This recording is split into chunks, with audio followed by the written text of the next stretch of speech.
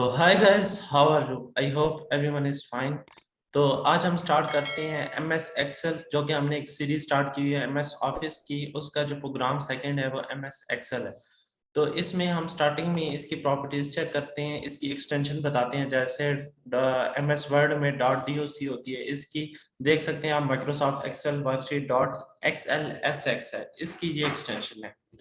तो हम इसके बाद इस फाइल को ओपन करते हैं।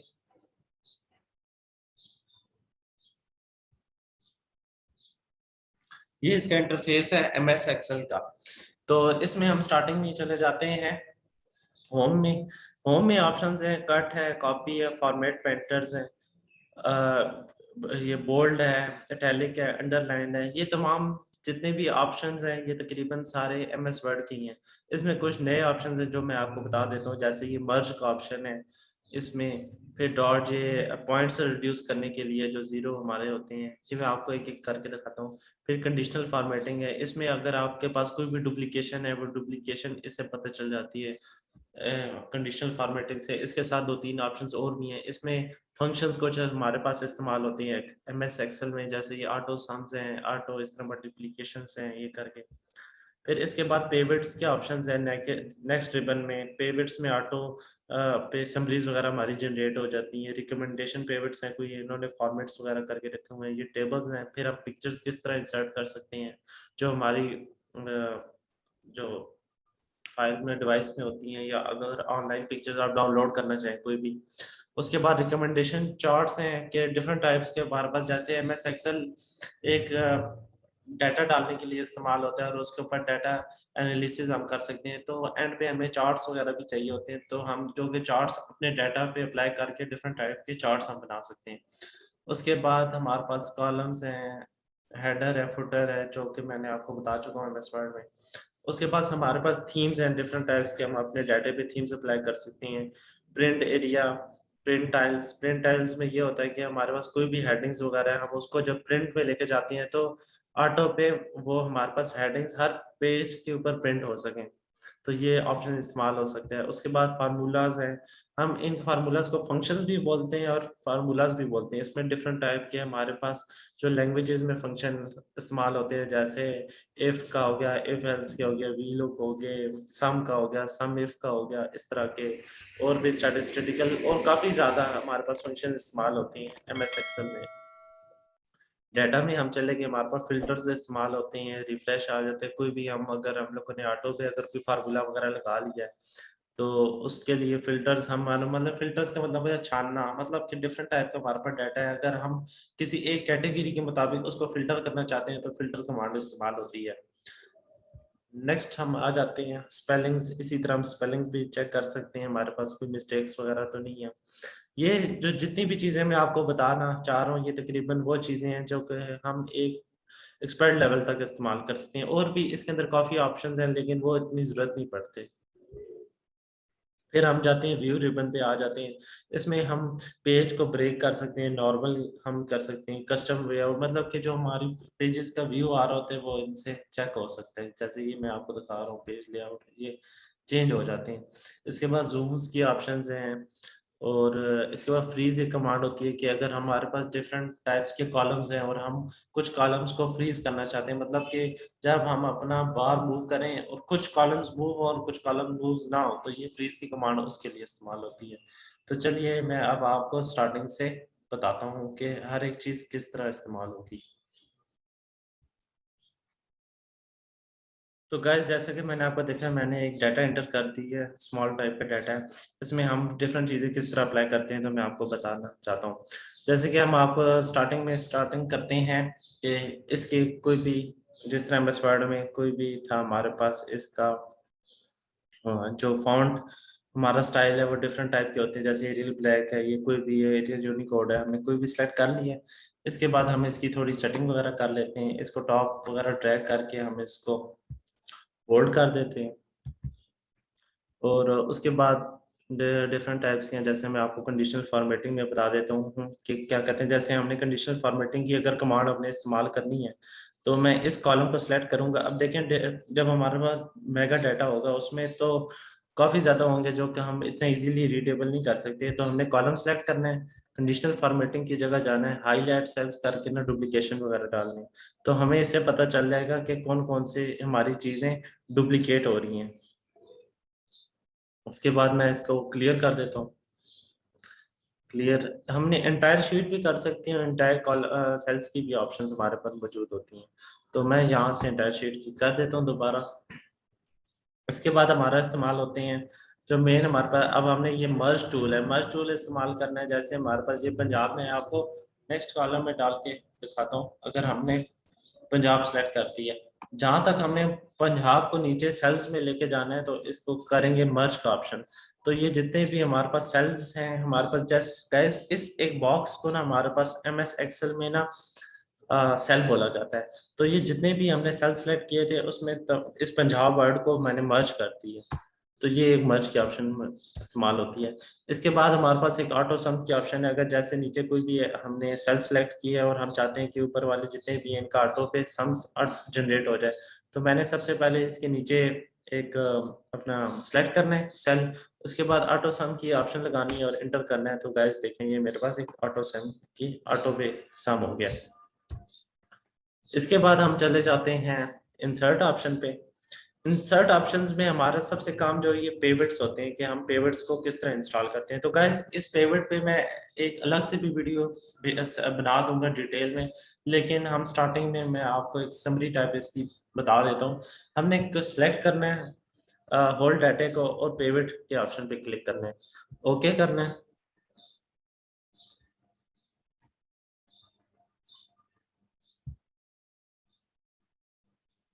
तो इसके बाद हमारे पास डिफरेंट टाइप्स के आ जाएंगे जो हम लोगों ने इस्तेमाल किए हुए थे। Category, vehicle name, quantity test. अब हम लोगों ने किस तरह करना है इसकी समरी बनाने के लिए, हम लोगों ने एक साइड पे कैटेगरीज रख लेनी है कि हमारे पास कितने फीमेल्स मेल्स हैं। अब ये मेरे पास मेल इधर ना रिपीट हो रहा है क्योंकि मैंने एक जैसा नहीं लिखा होगा। तो मैं इसको कॉपी करता हूँ, नीचे पेस्ट कर देता हूँ। तो अब गाइस मैं इसको जस्ट एक रिफ्रेश करूंगा डाटा में, तो मेरे पास आप देखें कि एक आ गए, फीमेल और मेल आ गए क्योंकि मैंने एक जैसे नहीं लिखे हुए थे। अब मैं इसकी क्वांटिटी इधर डाल लूंगा। तो गाइस ये देखें हमारे पास समरी ऑटो पे जनरेट हो रही है कि 2 हमारे पास फीमेल है और मेल है। अगर फर्दर मैं इसकी समरी जनरेट करना चाहूँ कि हमारे पास और कैटेगराइज हो जाए कि कौन पंजाब की है कौन उधर की है, तो मैं एड्रेस ऊपर लिख लूंगा। तो ये यहाँ से पता चल जाएगा कि पंजाब के कितने फीमेल्स हैं। और अब देखें पंजाब के इधर कितने हैं, 2 मेल्स हैं। सिंध के फीमेल्स एक है और मेल एक है। तो इस तरह करके हम पेविट्स का इस्तेमाल करके समरीज ऑटो पे जनरेट कर सकते हैं। तो नेक्स्ट हम ऑप्शंस पे चले जाते हैं। हम नेक्स्ट फिर इसमें टेबल्स हैं उसी तरह हम बनाते हैं जिस तरह MS वर्ड में बना चुके हैं। फिर उसके बाद आ जाते हैं पिक्चर्स भी उसी तरह की हैं। फिर हम रिकमेंडिंग चार्ट्स वगैरह पे आते हैं। अब मैंने डाटा को सिलेक्ट करना है, इस चार्ट्स पे क्लिक करने हैं तो डिफरेंट टाइप्स के मेरे पास चार्ट आ जाएंगे। आप किसी टाइप बार का भी इस्तेमाल कर सकते हैं, डिफरेंट टाइप्स के हैं। मैं आपको ये पाई के चार्ट्स पे लेके जाता हूँ। मैंने ये इंसर्ट कर दिया है। अब इसमें डिफरेंट टाइप्स के हमारे पास हैं।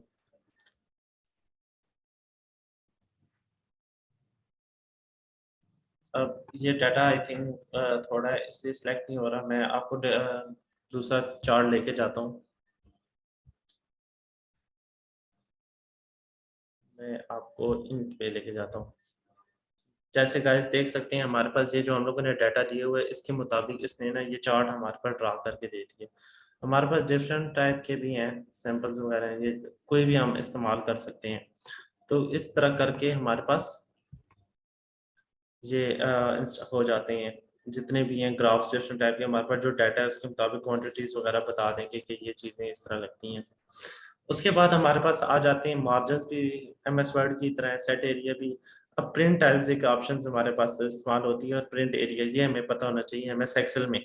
अब हम लोगों ने पहले सबसे पहले क्या करना है, व्यू में चल के हमने नॉर्मल चले जाना है। अब हमने पेज ब्रेक डाउन, इस पेज ब्रेक डाउन में का क्या मतलब होता है कि हमारा प्रिंट एरिया में कितना एरिया आ रहा है। अगर फर्ज करें हमारा पेज ब्रेक डाउन इतना है, ठीक है, थोड़ा काम है, तो आखिर वाले जो हमारा कॉलम है वो प्रिंट एरिया में नहीं आएगा। हम चेक भी कर सकते हैं, कंट्रोल P करके चेक करेंगे, आपको देखें ये पता चल गया।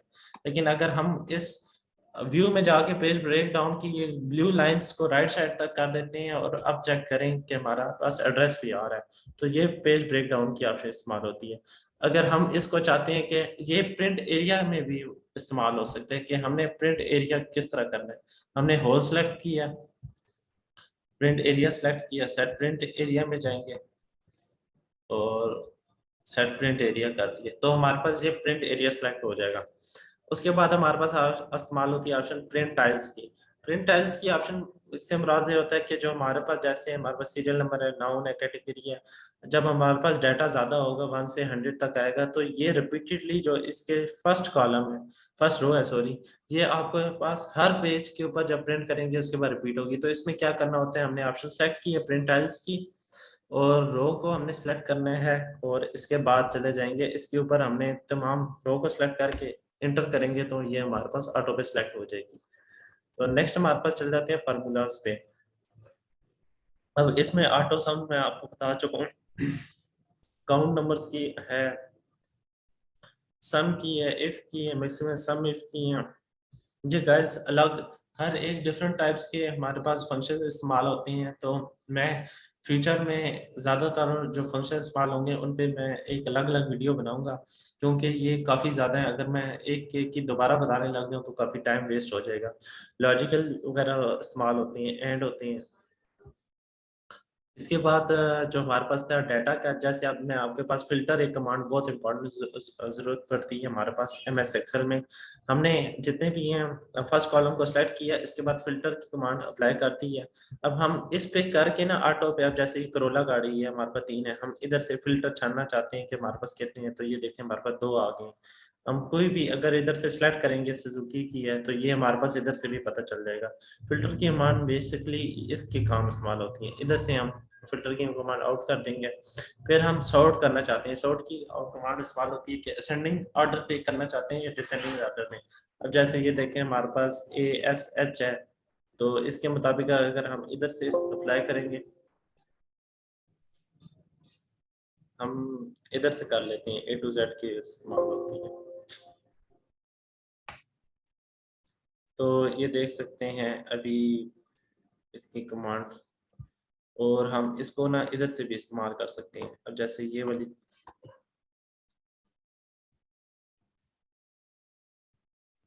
फिल्टर का हमने ऑप्शन लगाया है, इसके बाद हम इसको ना इस जगह से जो हमारा है इसके ऊपर राइट क्लिक करेंगे, sort to A to Z कर देंगे तो ये ऑटो पे ना इस तरह करके हमारे पास करोला, जैसे ABC में जिस तरह C पहले इस्तेमाल होता है, H होता है, उसके मुताबिक ये कर देगा ascending order to descending order. इसके बाद हम चले जाते हैं 1 2 3, इसको है,